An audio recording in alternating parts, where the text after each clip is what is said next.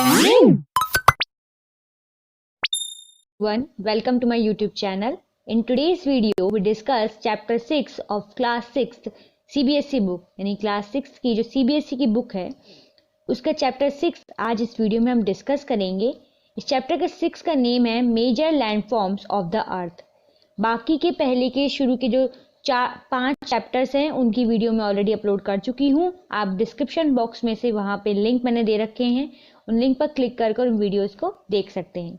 तो चलिए शुरू करते हैं। देखिए, अभी तक हम लोग ने लास्ट चैप्टर में लिथोस्फीयर के बारे में पढ़ा था। लिथोस्फीयर मतलब कि जो हमारी अर्थ है, हमारी अर्थ के ऊपर सबसे ऊपर वाली जो लेयर है इसे क्रस्ट कहते हैं, और इस लेयर के ऊपर जो है जो क्रस्ट लेयर है इसे लिथोस्फीयर कहते हैं। और इस क्रस्ट लेयर पर बहुत सारे लैंडफॉर्म्स हमको देखने को मिलते हैं। लैंडफॉर्म्स मतलब होता है कि कैसे हमें अलग अलग जगह पे लैंड का एक अलग अलग फॉर्म देखने को मिलते हैं। जैसे कहीं पे माउंटेन्स हैं, कहीं पे प्लेन एरियाज आ गए, वहीं कहीं पर प्लेट्यू एरिया आ गए, ये कहलाते हैं लैंडफॉर्म्स। अर्थ में लैंडफॉर्म्स कहीं पर भी सेम नहीं होते हैं। हमारी अर्थ में बहुत तरह के लैंडफॉर्म्स आपको देखने को मिलेंगे और कुछ ही दूरी पर लैंडफॉर्म चेंज हो जाते हैं। जैसे अगर मैं इंडिया में साउथ से नॉर्थ की तरफ मूव करूं तो हम पाएंगे कि पहले तो कोस्टल एरिया आएगा साउथ इंडिया में, उसके बाद प्लेट्यू वाला एरिया आ जाता है जो कि पुणे वाला एरिया है। उसके बाद हम ऊपर बढ़ते हैं तो प्लेन रीजन आ जाता है जिसमें यूपी राजस्थान वाला एरिया आ जाता है, बिहार वाला एरिया आ जाता है और मध्य प्रदेश वाला एरिया आ जाता है। लेकिन जब हम उससे ऊपर बढ़ते हैं तो माउंटेन रीजन आ जाते हैं, हिमालयन आ जाते हैं। तो कैसे हमारी एक कंट्री में हम 4-5 तरीके के लैंडफॉर्म्स देख पाते हैं। ठीक है, तो ये होते हैं लैंडफॉर्म्स। लैंडफॉर्म्स 2 तरीके की प्रोसेस से बनते हैं, यानी कि 2 तरीके की ऐसी प्रोसेस होती हैं जो लैंडफॉर्म्स क्रिएट करती हैं हमारी अर्थ के ऊपर। पहली होती है इंटरनल प्रोसेसेस और दूसरी होती हैं एक्सटर्नल प्रोसेसेस। इंटरनल प्रोसेसेस का मतलब होता है जब अर्थ के अंदर कोई ऐसी प्रोसेस हो और उस प्रोसेस की वजह से अर्थ की क्रस्ट पर यानी कि अर्थ के सरफेस के ऊपर लैंडफॉर्म्स में चेंजेस आए तो उन्हें कहते हैं इंटरनल प्रोसेसेस। और जब अर्थ की एक्सटर्नल एरिया में यानी कि अर्थ की क्रस्ट पर ही ऐसी कोई प्रोसेस हो जिसकी वजह से वहाँ के लैंडफॉर्म में चेंजेस आए उसे कहते हैं एक्सटर्नल प्रोसेसेस। तो अब मैं इनको डिटेल में आपको पढ़ाती हूँ। मान लीजिए कि अगर मैं इंटरनल प्रोसेस की बात करूं तो मान लीजिए हमारी अर्थ है और हमें ये भी पता है कि हमारी अर्थ के अंदर कुछ लेयर्स हैं और इसके अंदर मैग्मा भरा हुआ है। मैग्मा मतलब यानी कि जो रॉक्स हैं वो कुछ रॉक्स पिघली हुई हैं, मैग्मा भरा हुआ है। तो अगर मान लीजिए कोई ऐसी रॉक्स जो हैं वो हमारी अर्थ के ऊपर कहीं पे होल हुआ और वहां से वो मैग्मा बाहर निकलने लगा। जब मैग्मा हमारी अर्थ पे बाहर निकलता है तो उसको लावा कहते हैं। तो जब ये लावा जो है इकट्ठा हो जाता है हमारी अर्थ की क्रस्ट के ऊपर यानी कि अर्थ की सरफेस के ऊपर, तो वो कुछ रॉक्स बना लेता है, छोटी छोटी रॉक्स बना लेता है। ठीक है, इसी तरीके से मान लीजिए अर्थ के अंदर बहुत सारी प्लेट्स हैं। प्लेट्स मतलब अर्थ के अंदर जो है कुछ ज़मीन जो है हमारी वो प्लेट्स के तौर पे बटी हुई है, यानी कॉन्टिनेंटल पार्ट है मान लीजिए।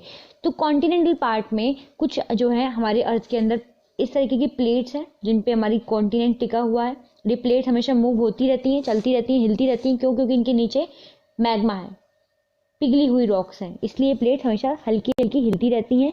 ये इतनी हल्की हिलती हैं कि हमको महसूस नहीं हो पाती हैं। तो मान लीजिए अगर ये प्लेट जो हैं ये तेज से मूव कर जाती हैं तो अर्थ के ऊपर क्या आ जाता है? अर्थक्वेक आ जाता है। और अर्थक्वेक की वजह से हमारी कोई मान लीजिए कोई पहले एक रॉक थी वो टूट गई अर्थ की वजह से, अर्थक्वेक की वजह से, और टूटकर वो रॉक वहां से खत्म हो गई। तो ये हमने देखा कि कैसे कुछ इंटरनल प्रोसेसेस की वजह से, जैसे मैग्मा बाहर आने की वजह से रॉक बन गई और रॉक अर्थक्वेक आने वजह से टूट भी गई। तो कैसे अर्थ के अंदर इंटरनली जो चेंजेस हुए, जो प्रोसेसेस हुई, अर्थक्वेक जैसी प्रोसेस, वोल्केनो फटने वाली प्रोसेस, इन प्रोसेसेस की वजह से अर्थ के क्रस्ट के ऊपर, अर्थ के ऊपर वाले सरफेस पर, सबसे ऊपर वाली लेयर पर कुछ चेंजेस हुए, वहाँ की लैंडफॉर्म्स में चेंजेस हुए। तो ये कुछ इंटरनल प्रोसेसेस होती हैं, इन्हें कहते हैं इंटरनल प्रोसेसेस। ऐसी प्रोसेस जो अर्थ के अंदर वर्क करती हैं और उन वर्क की वजह से अर्थ के लैंडफॉर्म के ऊपर, अर्थ के ऊपरी पार्ट के ऊपर चेंजेस लेके आती हैं। जैसे जैसे मान लीजिए कि अगर जब हम जो है कुछ मान लीजिए जैसे जिनके पिंपल्स आते हैं, तो अगर वो लोग ज़्यादा ऑयल अप्लाई करते हैं तो क्या होता है, या चेहरे पे ज़्यादा क्रीम हम लगाते हैं तो वो क्रीम हमारे फेस के जो पोर होते हैं उनमें चली जाती है और बाद में वही पिंपल्स बना के निकलती है हमारे फेस से गर्मियों में। तो इसी तरीके से अर्थ के अंदर जो चेंजेस हो रहे हैं उनकी वजह से अर्थ के ऊपर ही पार्ट पर लैंडफॉर्म्स में चेंजेस होते हैं, तो इन्हें कहते हैं इंटरनल प्रोसेसेस। अब हम जानेंगे एक्सटर्नल प्रोसेसेस के बारे में। तो एक्सटर्नल प्रोसेसेस क्या होती हैं? कुछ ऐसी प्रोसेस जो अर्थ के ऊपर ही होती हैं और अर्थ के लैंडफॉर्म में चेंजेस भी लाती हैं। जैसे मान लीजिए इरोजन। इरोजन में क्या होता है? इरोजन एक ऐसी प्रोसेस होती है जिसमें अर्थ के ऊपर वाली लेयर जो है वो वहां से मूव हो जाती है। जैसे मान लीजिए बहुत तेज हवा चली, ये एक ग्राउंड है और इस ग्राउंड में बहुत तेज हवा चली। हवा से क्या होता है, यहाँ की जो ऊपर लेयर होगी मिट्टी की वो उड़ के कहीं और जाकर इकट्ठी हो जाएगी। तो जहां से वो उड़कर गई वहां की तो जमीन थोड़ी सी पतली हो गई और जहां वो इकट्ठी हुई वहां जमीन थोड़ी सी उठ गई। तो इस प्रोसेस को कहते हैं इरोजन और इधर जहां वो इकट्ठी हुई इसे कहते हैं डिपोजिशन। तो ये सारी चीजें, ये सारी प्रोसेस कहाँ हुई? अर्थ के सरफेस पे हुई और चेंजेस कहाँ आए? अर्थ के सरफेस पर ही आए। यानी कुछ ऐसी प्रोसेसेस जो अर्थ के सरफेस पर ही होती हैं और अर्थ के सरफेस पर ही चेंजेस लाती हैं, इन्हें कहते हैं इरोजन, डिपोजिशन, इन्हें कहते हैं एक्सटर्नल प्रोसेसेस। तो ये दो तरीके की प्रोसेस हमने पढ़ ली हैं। इसका एक डिपोजिशन का एक एग्जांपल मैं और देना चाहूंगी आपको। जैसे रिवर जो होती हैं, ये रिवर फ्लो करती हैं तो अपने साथ बहुत सारे सेडिमेंट्स, बहुत सारी मिट्टी, कंकड़, पत्थर बहा कर लाती हैं और किनारों पर यही पत्थर को इकट्ठा कर देती हैं और किनारों पर ये क्या बना देती हैं? डेल्टा बना देती हैं, बीचेस बन जाते हैं। समुद्र जो होते हैं वो भी अपनी मिट्टी इकट्ठी करते हैं किनारों पर और वहां पे क्या बन जाते हैं? बीचेस बन जाते हैं। और बीचेस में कैसी मिट्टी हो जाती है? ऐसी मिट्टी होती है जिसमें पानी इकट्ठा नहीं हो पाता। क्या हुआ? लैंडफॉर्म चेंज हुआ। ठीक है, ये सब होता है। इसके साथ साथ इरोजन की एक एग्जांपल आपको मैं दूं कि मान लीजिए कोई ये एक जो है रॉक थी, यहाँ पे समुद्र था, समुद्र की लहरें इसको हिट करती रहेंगी। कुछ टाइम बाद ये रॉक जो है ये इस तरीके की हो जाएगी। एक सेकेंड, ये इस तरीके की हो जाएगी। क्यों हो जाएगी इस तरीके की? क्योंकि यहाँ पे वो हिट करती जा रही है, तो यहाँ की जो इरोड होती जा रही है, यहाँ से वो खत्म होती जा रही है और कुछ टाइम बाद ये रॉक खत्म हो जाएगी। तो वहाँ पे लैंडफॉर्म में क्या हो गया? चेंजेस हो गए। अब इन प्रोसेसेस जो हैं, तीन तरीके के लैंडफॉर्म्स मोस्टली बहुत हाई लेवल पे तीन तरीके के लैंडफॉर्म्स देखे जाते हैं, जिनको एलिवेशन मतलब कितनी उनकी गहराई है, कितनी ऊंचाई है इस फेस पे, और स्लोप के बेस पे कितनी ढलान होती है, उनमें तीन कैटेगरीज में डिवाइड किया गया है। Mountains, plateaus and plains. Mountains, plateaus and plains. तो पहले हम माउंटेन्स के बारे में पढ़ेंगे, लेकिन इससे पहले मैं आपको ये दिखाना चाहती हूँ कि देखिए, इसमें देखिए कि लैंड कैसे बनता है, कैसे लैंड के ऊपर ऐसी चीजें बनती हैं, ऐसी फॉर्म्स बनती हैं लैंड की जो उठी हुई होती हैं। तो वॉल्केनो की वजह से, वॉल्केनो फटता है तो मैंने बताया था ना कि लावा निकलेगा, लावा से रॉक बन जाएगी। या फिर एक प्लेट जो है अर्थ की दूसरी प्लेट पे जब चढ़ती है तो यहाँ पे रॉक्स बन जाती हैं, यहाँ पे माउंटेन्स बन जाते हैं। ठीक है, और खत्म कैसे होते हैं लैंडफॉर्म्स? वेव्स की वजह से। मैंने बताया था कि कैसे एक रॉक होगी, उस पर वेव्स पड़ती रहेंगी तो इरोड हो जाएगी। रिवर्स की वजह से, ग्लेशियर्स की वजह से, विंड की वजह से, इस तरीके की चीजों की वजह से खत्म होते हैं और बनते हैं। तो पहले हम माउंटेन्स के बारे में आज पढ़ेंगे। Mountain is a natural elevation. तो नेचुरल एलिवेशन है, नेचुरली अर्थ पे बनते हैं माउंटेन्स। ठीक है, माउंटेन्स छोटे होते हैं, कुछ बड़े होते हैं। छोटे माउंटेन्स को रॉक्स कहते हैं। बड़े बड़े माउंटेन्स जो होते हैं वो इतने बड़े बड़े भी हो सकते हैं, जैसे हिमालयाज हैं, यहाँ पे बर्फ पड़ेगी basically. Some mountains are even higher than clouds. कुछ माउंटेन्स क्लाउड से भी हायर होते हैं, यानी ऐसे माउंटेन हैं जिन पे अगर आप सबसे पीक पॉइंट पे चले जाएंगे तो आपको क्लाउड्स भी नीचे दिखाई देंगे। माउंट एवरेस्ट जैसा ऐसे जो है माउंटेन्स बड़े बड़े हैं। कुछ माउंटेन जो हैं इनमें हमेशा ही आइस रहती है और इतनी ज़्यादा आइस यहाँ रहती है कि यहाँ पे पानी इतना टेम्परेचर इतना कम हो जाता है कि यहाँ पर जो है आइस की शीट्स जम जाती हैं लंबी लंबी, और इन्हें ग्लेशियर्स भी कहा जाता है। कुछ ऐसे माउंटेन्स हैं जो समुद्र के अंदर भी हैं, यानी कि समुद्र के अंदर भी माउंटेन्स होते हैं और वो माउंटेन्स काफ़ी गहरे हैं और काफ़ी ऊंचे भी हैं। ठीक है, तो माउंटेन्स हर जगह हैं, ओशन पार्ट में भी हैं, कॉन्टिनेंटल पार्ट में भी हैं। तो ये देखिए ये पिक्चर में आप देख सकते हैं कुछ आइस शीट्स हैं, ये बर्फीला एक पहाड़ है कोई जिसमें बहुत बर्फ जम रही है। आगे मैं आपको पिक्चर से समझाती हूँ। ये देखिए, ये पिक्चर हिमालयन रीजन की है जिसमें आप देख सकते हैं कि किस तरीके की जो बर्फ है ये पूरी तरफ बर्फ जमी हुई है और इसे ग्लेशियर्स भी कह दिया जाता है, ग्लेशियर्स भी कहा जाता है। जब माउंटेन्स एक ही लाइन में लगे होते हैं, यानी कि एक लाइन में मान लीजिए बहुत सारे माउंटेन्स आपको दिख रहे हैं, इन्हें कहते हैं माउंटेन रेंजेस। क्या कहते हैं? माउंटेन रेंजेस कहते हैं। ये माउंटेन रेंजेस काफ़ी किलोमीटर तक फैली होती हैं। इसका एग्जाम्पल हम ले सकते हैं अरावली रेंजेस। अरावली रेंजेस जो हैं ये लगभग गुजरात से फैलकर दिल्ली तक आती हैं। तो पूरा आप देख सकते हैं कितनी लंबी ये रेंजेस हैं और बहुत ही ओल्डेस्ट ये माउंटेन्स हैं, ठीक है। और एंडीज जैसे माउंटेन हैं, अल्प्स हैं, हिमालयाज हैं, ये कितने ज़्यादा इनकी जो रेंजेस हैं कितने एरिया में फैली हुई हैं। तो अगर मैं हिमालयाज का एग्जांपल दूं तो हिमालय में आप देख सकते हैं कि लगभग जम्मू कश्मीर से लेकर अरुणाचल प्रदेश तक वो पूरा नर्दर्न पार्ट जो है वो हमारे हिमालयाज जो है हिमालयन रेंज से कवर होता है, ठीक है। 3 टाइप्स ऑफ माउंटेन्स होते हैं, 3 तरीके के माउंटेन जो है वो होते हैं। कौन कौन से होते हैं? Fold mountains, block mountains and volcanic mountains. In mountains के नाम पड़े हैं इनकी बनने की तरीके से, यानी कैसे ये बनते हैं इसके बेसिस पे इनके नाम पड़े हैं। तो पहले हम पढ़ते हैं फोल्ड माउंटेन्स के बारे में। देखिए, फोल्ड माउंटेन मतलब होता है जब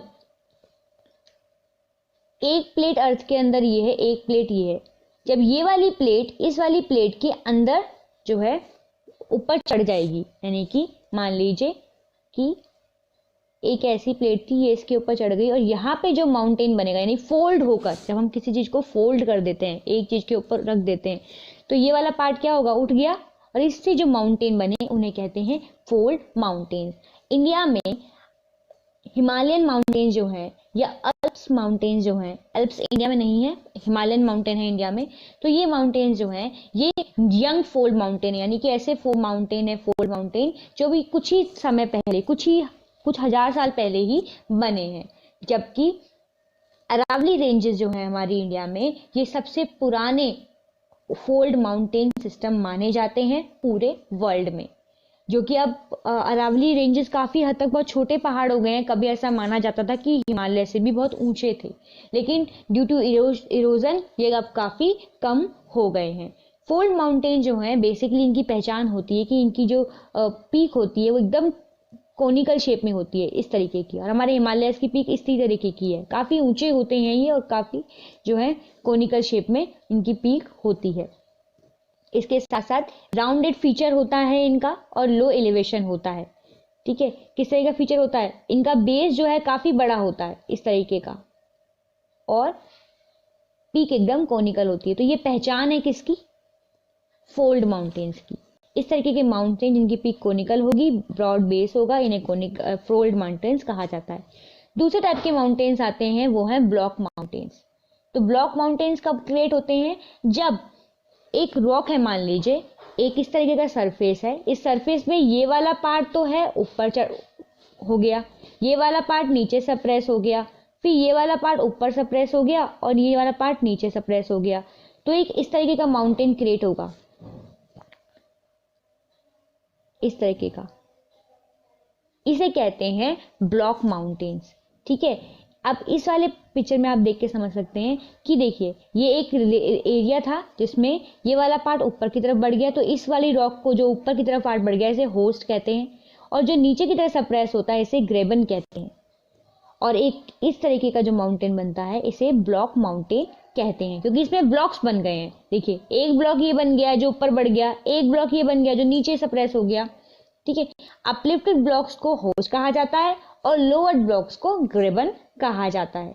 राइन वैली, वोस्गेस माउंटेन यूरोप में इस तरीके के माउंटेन्स के कुछ एग्जाम्पल हैं। तो जब भी आप बुक्स में या फिर अपनी नोटबुक में इसको नोट करें तो काइंडली इसके एग्जाम्पल्स को भी नोट करें, ताकि आपको याद रहे कि कुछ तरीके के माउंटेन्स जो हैं वो कैसे दिखते हैं, ठीक है। तो ये हो गया ब्लॉक माउंटेन के बारे में। ब्लॉक माउंटेन की एक पिक्चर मेरे पास थी, को दिखा देना चाहती हूँ।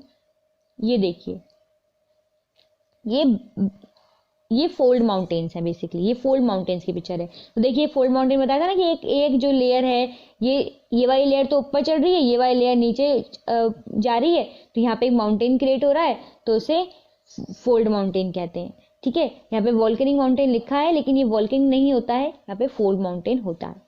ठीक है, और ये पिक्चर में आप देख के समझ सकते हैं कि ये क्या है, ब्लॉक माउंटेन सिस्टम है। ये देखिए इस तरीके का जो माउंटेन बनेगा ये ब्लॉक माउंटेन सिस्टम कहलाता है। अब हम आगे देखते हैं वॉल्केनिक माउंटेन्स के बारे में। तो वॉल्केनिक माउंटेन्स नाम से पता चल रहा है कि वॉल्केनो की वजह से बने होंगे। ऐसे माउंटेन्स जो कि मान लीजिए ये वॉल्केनो है, ये फटा और इस तरीके का जो है इसका जो लावा बाहर निकला और लावा की वजह से यहाँ पर इस तरीके का ये और ऊंचा हो गया, ये माउंटेन बन गया, तो इसे कहते हैं वॉल्केनिक माउंटेन्स। या फिर लावा जो है वो कहीं पे जाके इकट्ठा हो गया और एक माउंटेनियस फॉर्म में बन गया, तो इसे कहते हैं volcanic mountain. Mount Fujiyama in Japan, mount Kilimanjaro in Africa, ये कुछ एग्जाम्पल हैं वॉल्केनिक माउंटेन्स के। तो देखिए माउंटेन्स 3 तरीके के होते हैं, ये हमने समझ लिया। फोल्ड माउंटेन्स जिसमें एक प्लेट दूसरे प्लेट पे चढ़ के माउंटेन बनाती है, अभी हिमालयाज यंग फोल्ड माउंटेन है, अरावलीज ओल्डेस्ट फोल्ड माउंटेन्स हैं। फोल्ड माउंटेन की एक जो पहचान है वो ये है कि इनकी पीक कोनिकल होती है और बेस जो होता है ब्रॉड होता है। दूसरा हमने पढ़ा ब्लॉक माउंटेन्स। ब्लॉक माउंटेन्स में इस तरीके का सरफेस होता है, आधा उठा आधा नीचा। जो उठा हुआ ब्लॉक होता है इसे होस्ट कहते हैं और जो दबा हुआ ब्लॉक होता है इसे ग्रेबन कहते हैं। फिर हमने पढ़ा वॉल्केनिक माउंटेन्स के बारे में। वॉल्केनिक माउंटेन्स मतलब जो वैसे माउंटेन जो वॉल्केनिक एक्टिविटीज की वजह से बने हैं। तो माउंटेन्स काफ़ी यूजफुल होते हैं। देखिए पहले तो पानी हमको वहाँ से बहुत मिलता है क्योंकि यहाँ पे ग्लेशियर्स होते हैं और वो ग्लेशियर्स प्योर फॉर्म होते हैं किसकी, वाटर के। एक तरीके का एक सोर्स है, हमें पानी वहाँ से मिल सकता है, रिजर्वर्स होते हैं वो पानी के। इसके साथ साथ रिवर वैलीज ट्रेसेस, इसमें बहुत तरीके की फ्लोरा और फौना जो है वो देखने को मिलती है। बहुत सारे तरह की फ्लोरा और फौना को ये प्रिजर्व करके रखते हैं। इसके साथ साथ माउंटेन्स को टूरिज्म के लिए भी बहुत अधिक मात्रा में यूज़ किया जाता है। तो ये ऊपर वाली पिक्चर में आपको वॉल्केनिक माउंटेन के बारे में बताया गया। तो देखिए ये वही मैंने आपको बताया था कि लावा है, ये इरप्ट होगा, वॉल्केनो इरप्ट होगा तो लावा निकलेगा और से माउंटेन बनेगा, तो ये एक वॉल्केनिक माउंटेन है। अब हम पढ़ेंगे प्लेट्यूज के बारे में। तो 3 तरीके की मेजर लैंडफॉर्म्स के बारे में हम इस वीडियो में पढ़ेंगे, माउंटेन्स, प्लेट्यूज एंड प्लेन। तो माउंटेन्स के बारे में हम पढ़ चुके हैं, अब हम प्लेट्यूज के बारे में पढ़ेंगे। तो अब हम पढ़ेंगे प्लेट्यूज के बारे में। तो देखिए हमने माउंटेन्स के बारे में पढ़ लिया, अब प्लेट्यूज क्या होते हैं। मतलब बेसिकली प्लेट्यू एक टेबल लैंड होता है। टेबल लैंड मतलब जैसे टेबल जो होती है वो थोड़ी सरफेस से हमारी ऊंची होती है। मैं ये नहीं कहूँगी कि जैसे अब मान लीजिए आप कि एक अलमीरा है आपकी, तो अलमीरा का टॉप जो है एज कम्पेयर टू टेबल का जो टॉप होता है उससे काफ़ी ऊंचा होता है। तो आप अलमीरा के टॉप को मान लीजिए माउंटेन एरिया, माउंटेन, और टेबल के एरिया को यानी टेबल का जो टॉप लैंड है, टॉप एरिया है, उसको आप मान लीजिए प्लेट्यू। तो प्लेट्यू यानी कि कुछ ऐसा पार्ट, ऐसा लैंड जो अपने आसपास के लैंड से थोड़ा सा ऊंचा हो गया है वो प्लेन एरिया, यानी कि वो माउंटेन्स की तरह ना तो कोनिकल है और ना ही ब्लॉक माउंटेन्स की तरह इस तरीके की शेप में है, बल्कि वो कैसा है, वो है प्लेन एरिया ही, लेकिन थोड़ा सा अपने आसपास के एरिया से वो उठा हुआ है। ये जो उठा हुआ एरिया होता है ये कुछ मीटर्स का भी हो सकता है और बहुत ज़्यादा मीटर्स का भी हो सकता है। ठीक है, इसे कहते हैं प्लेट्यू एरिया। तो यहाँ पे अब लिखा है देखिए कि ये टेबल लैंड है, यानी कि ऐसा लैंड, एक ऐसा एरिया जो कि अपने आसपास के एरिया से काफ़ी ऊंचा होता है। प्लेट्यू की एक से ज़्यादा स्लोप हो सकती है, यानी मान लीजिए हो सकता है कि उसके यहाँ पे स्लोप हो, यहाँ पे स्लोप हो, या फिर कोई स्लोप ही ना हो, कि एक पहाड़ी है और उस पहाड़ी का ये वाला एरिया मान लीजिए प्लेट्यू बन गया, तो ये एरिया बाकी एरिया से उठा हुआ हो गया, तो ये होता है प्लेट्यू। माउंटेन्स की तरह प्लेट्यूज भी ओल्ड और यंग होते हैं। डेक्कन प्लेट्यू जो हमारे इंडिया में है, जो कि हमारे इंडिया में पुणे वाला रीजन है या फिर वो महाराष्ट्र का वो रीजन जो डेक्कन प्लेट्यू में आता है, ये डेक्कन प्लेट्यू कहलाता है और ये ओल्डेस्ट प्लेट्यूज में से एक है। ईस्ट अफ्रीकन प्लेट्यू जो केन्या में है, तंजानिया में है, युगांडा में है, वेस्टर्न प्लेट्यू जो ऑस्ट्रेलिया में है, ये सब ओल्डेस्ट प्लेट्यूज के एग्जाम्पल हैं। जबकि तिब्बतन प्लेट्यू जो है हाईएस्ट प्लेट्यू है पूरे वर्ल्ड में, जिसकी लंबाई 4000 से लेकर 600 मीटर तक की है अबव सी लेवल। तो लास्ट चैप्टर में मैंने आपको बताया था कि कैसे सी लेवल से जो है लंबाई नापी जाती है। तो देखिए, मान लीजिए ये कोई एरिया है, ये कॉन्टिनेंटल पार्ट है, यहाँ पे समुद्र है, यहाँ पे ओशन है, और ओशन की जो लेयर होती है इससे लेकर यहाँ तक की लेयर जो है उसकी लंबाई नापी जाती है। यहाँ पे अगर कोई माउंटेन है तो यहाँ पे अगर मैं कहूँ कि इसकी लंबाई कितनी होगी तो मैं उसको यहाँ से यहाँ तक की लंबाई के उस पर मेज़र करूँगी। तो यहाँ तक तो बात हो गई कि प्लेट्यूज जो हैं वो कैसे उनका सी लेवल से हम नापते हैं, क्या कितनी ऊंचा हैं वो, या फिर किस टाइप के होते हैं वो, कि भी फ्लैट टॉप स्टेबल लैंड होते हैं। अब जो प्लेट्यूज होते हैं ये माउंटेन्स की तरह ही बहुत यूज़फुल होते हैं, क्योंकि यहाँ पर बहुत अधिक मात्रा में मिनरल्स आपको देखने को मिलेंगे। इसी कारण वर्ल्ड में जहाँ पे सबसे ज़्यादा मिनरल्स पाए जाते हैं वो प्लेट्यू रीजन ही होता है। इसका एग्जांपल मैं आपको दिखा देती हूँ। जैसे कि अफ्रीकन प्लेट्यू जो है वो फेमस है किस लिए? गोल्ड और डायमंड के लिए।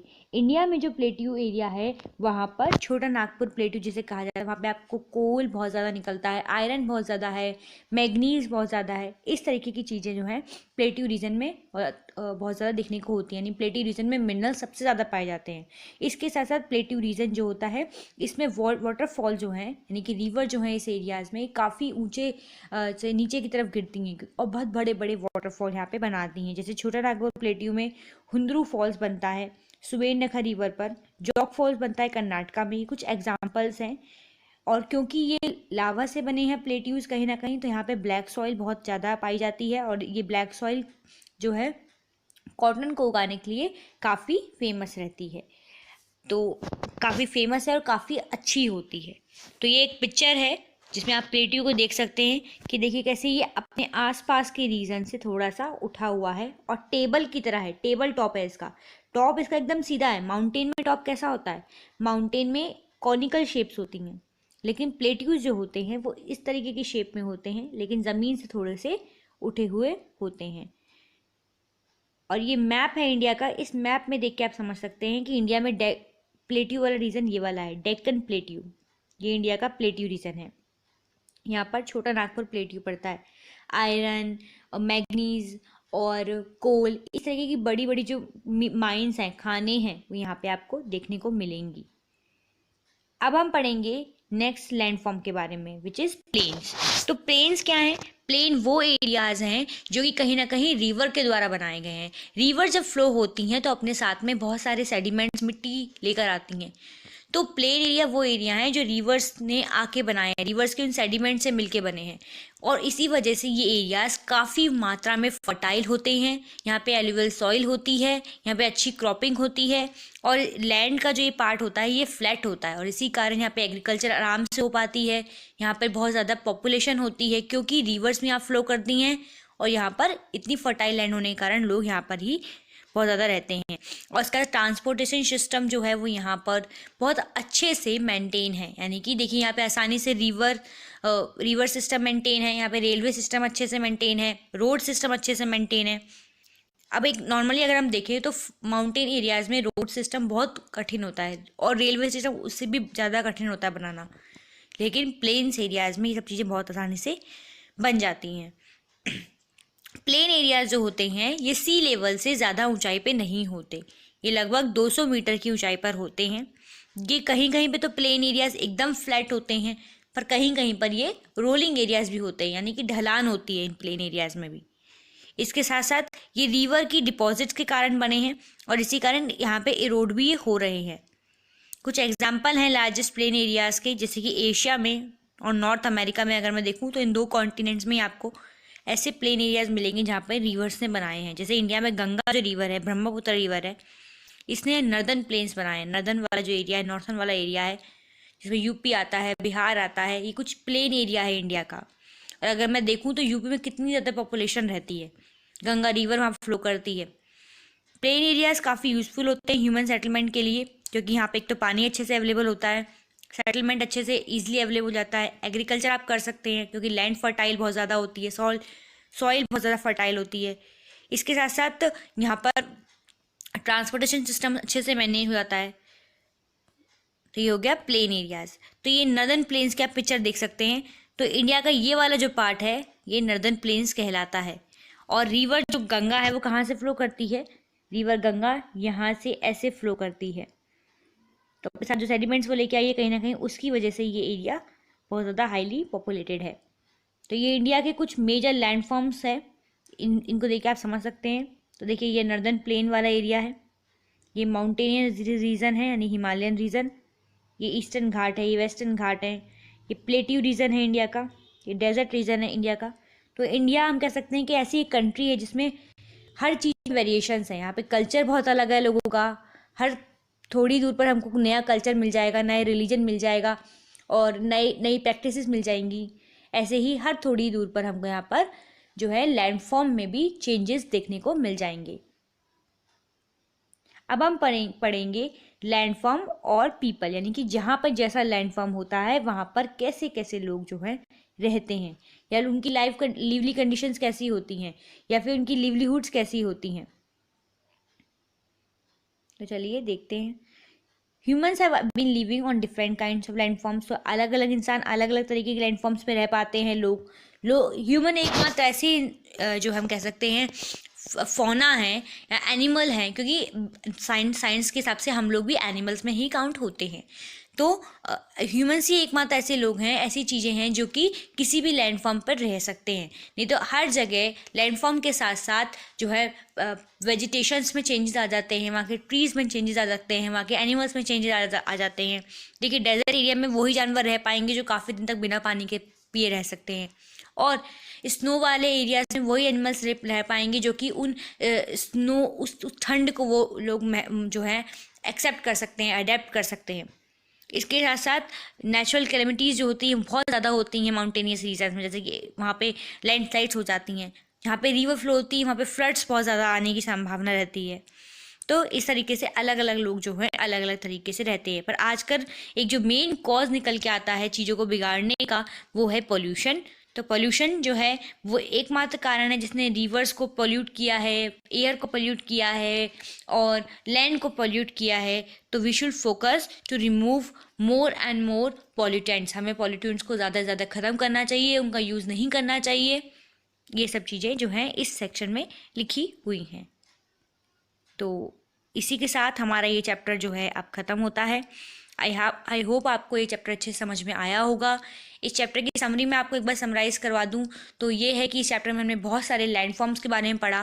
पहले हमने माउंटेन रीजन के बारे में पढ़ा कि कैसे माउंटेन रीजन होता है, कैसी वो लैंडफॉर्म होती है। फिर हमने प्लेट्यू रीजन के बारे में पढ़ा और फिर लास्ट में हमने प्लेन्स रीजन के बारे में पढ़ा। ये 3 मेजर लैंडफॉर्म्स होते हैं जो कि हमारी अर्थ की क्रस्ट पे आपको देखने को मिलेंगे। हमने अर्थ की क्रस्ट के बारे में पढ़ा था पिछले चैप्टर में, जिसे लिथोस्फीयर कहा जाता है। सबसे ऊपर वाली जो लिथोस्फीयर की सबसे ऊपर वाली क्रस्ट होती है, इसमें ओशनिक क्रस्ट होती है यानी ओशंस होते हैं, और लैंडफॉर्म वाला पार्ट होता है, लैंड वाला पार्ट होता है। उस लैंड वाले पार्ट में अलग अलग फॉर्म्स में लैंड हमको देखने को मिलता है। कहीं पर हमको माउंटेन्स देखने को मिलते हैं, कहीं पर हमको प्लेन एरिया देखने को मिलता है, कहीं पर हमको प्लेट्यू एरिया देखने को मिलता है। तो सब इसमें हम चैप्टर में हमने पढ़ा। आई होप आपको सब कुछ क्लियर हुआ होगा। अगर आपको कुछ भी पूछना है तो आप कमेंट सेक्शन में मुझसे पूछ सकते हैं। और प्लीज़ अगर आपको समझ में आता है तो प्लीज़ मेरी वीडियो को लाइक किया करें, इससे मुझे मोटिवेशन मिलता है। मैं और भी ऐसी चैप्टर्स की वीडियो आपके लिए लाती रहूँगी। पिछले की चैप्टर्स को समझने के लिए उनकी वीडियोज़ आप देख सकते हैं, लिंक मैंने डिस्क्रिप्शन बॉक्स में दिया है, और आगे की वीडियोस मैं आपके लिए लाऊंगी। तो थैंक यू। मेरे वीडियो को लाइक करें, मेरे चैनल को सब्सक्राइब करें, बेल बटन ज़रूर प्रेस करें और शेयर करें अपने दोस्तों के साथ में। इसी के साथ थैंक यू।